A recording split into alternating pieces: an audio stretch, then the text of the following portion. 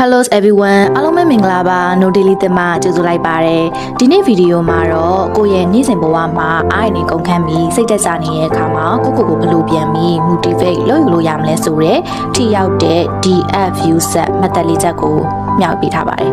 နံပါတ်1ချက်ကတော့ do one small thing မှာအလုပ်ကြီးတွေမစခင်အလုပ်သေးလေးတစ်ခုကိုအရင်စလုပ်ကြည့်ဥပမာစာကြည့်စပွဲရှိကိုသွားပြီး15မိနစ်လောက်ပဲလေ့လာလိုက်တာမျိုးပါအဲ့ဒီ15မိနစ်လေးကပဲနောက်ပိုင်းကိုယ့်ရဲ့ productivity ကိုဆွဲတင်ပေးနိုင်တဲ့အချိန်တစ်ခုဖြစ်လာစေပါတယ်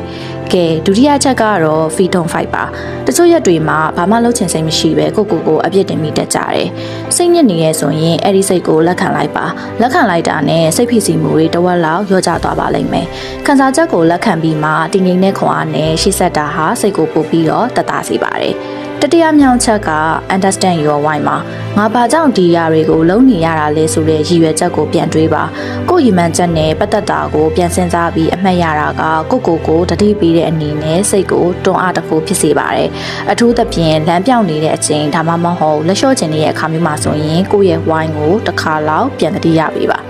နောက်ဆုံးချက်အနေနဲ့ကတော့စွန်းအောက်ပါလူတွေကကိုယ့်ရဲ့တရက်တာအမှားတွေအားနည်းချက်တွေကိုအရန်ကြီးမားတဲ့ပြဿနာကြီးလို့မြင်တတ်ကြတယ်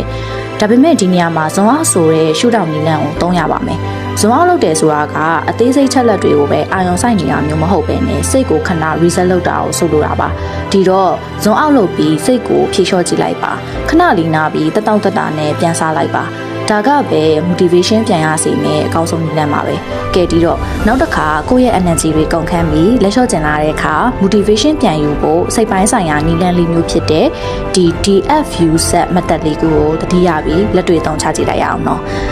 ဒီသက်လေးကတင်းတော့ကြိုရှိမယ်ဆိုရင် page ကို subscribe လုပ်ပြီး follow ထားဖို့လည်းမမေ့ပါနဲ့နော်အားလုံးပဲ bye bye နောက်ထပ်ဗီဒီယိုတွေမှာပြန်လည်ဆုံတွေ့ကြမယ်နော်